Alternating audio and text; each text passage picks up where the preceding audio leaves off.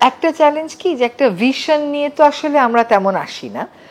একটা যেমন উদাহরণ দিই আপনাকে, কেউ একটা রাস্তা বানাবে বা একটা শিল্প প্রতিষ্ঠান বানাবে বা একটা আবাসন বানাবে, তখন আমাদের পরিবেশ মন্ত্রণালয়ে নোটিং আসে যে এখানে পাহাড়টা কেটে রাস্তাটা বানাতে হবে, এখানে বনটা কেটে রাস্তাটা বানাতে হবে, বৃহত্তর জনস্বার্থে ওইটাই নাকি প্রয়োজন।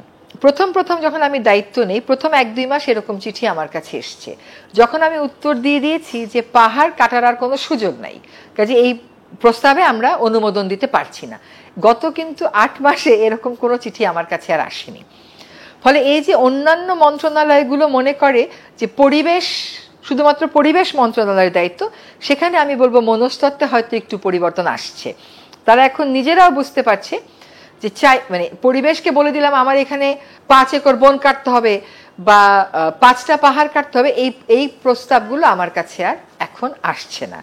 এইটা একটা জিনিস বলবো। আরেকটা হচ্ছে যে আমাদের সকলেরই জনবল কম। আমি আপনাকে একটা উদাহরণ দিই, দেশে ইটভাটার সংখ্যা হচ্ছে 10,000-এর উপরে, তার মধ্যে অবৈধ হচ্ছে 6,000-এর উপরে।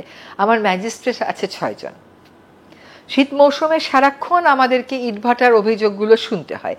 6 জন ম্যাজিস্ট্রেটকে আমি ঢাকা থেকে কোথায় কোথায় পাঠাবো? অবশ্যই বিভাগীয় জায়গাতে আছে, কিন্তু তাদের লোকবল থাকলে কি হবে? তাদের এনফোর্সমেন্ট করার টাকা নেই, তাদের গাড়ি নেই, তাদের পেট্রোল নেই।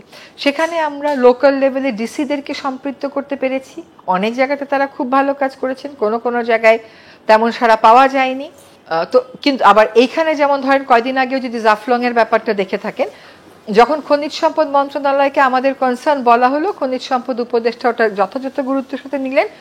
উনি একটা মিটিং করলেন স্বরাষ্ট্র উপদেষ্টাকে সাথে নিয়ে, আমাকে সাথে নিয়ে, এবং আমরা নৈসর্গিক আবেদন আছে, পরিবেশগত গুরুত্বপূর্ণ আবেদন আছে, আমার 17টি পাথর কোয়ারিকে ইজারাযোগ্য পাথর কোয়ারি তালিকা থেকে বাতিল করতে পারলাম। তারপরে ওখানে পাথর উত্তোলন যখন অব্যাহত থাকলো, তখন আমরা মাঠ পর্যায়ে গেলাম, এবং সেখানে গিয়ে যারা পাথর উত্তোলন করে তাদের একটা প্রতিক্রিয়া তো আপনারা দেখেছেন। তো এই যে আমরা মন্ত্রণালয়গুলো একসাথে কাজ করছি, আবার আমি ট্যুরিজমের সাথে যেমন সেন্ট মার্টিন আইল্যান্ড নিয়ে কাজ করছি, আবার এখন ট্যুরিজমকে আমরা জাফলং, লোভাছড়া, উপমাছড়া, বিছানাকান্দি এইগুলো নিয়ে কিছু করা যায় কিনা, আমরা একসাথে 2টা মন্ত্রণালয়ে কাজ করছি।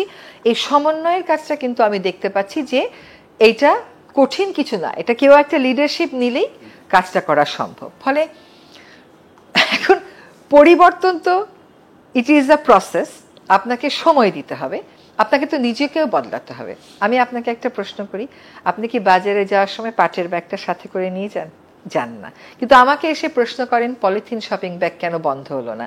নাগরিক হিসেবে আপনার দায়িত্বটা তো আপনি পালন করেন নাই।